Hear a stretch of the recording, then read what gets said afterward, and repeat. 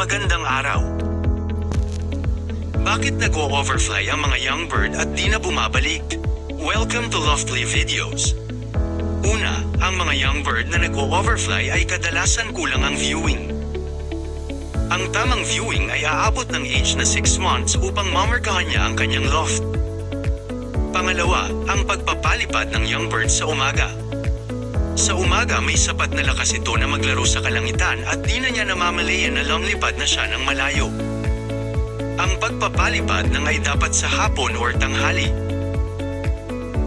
Pangatlo, nag-overfly ang mga ito dahil sa takot at di napaamo ng owner ng kalapati mula inakay nito. Pang-apat, mag-isa itong lumipad.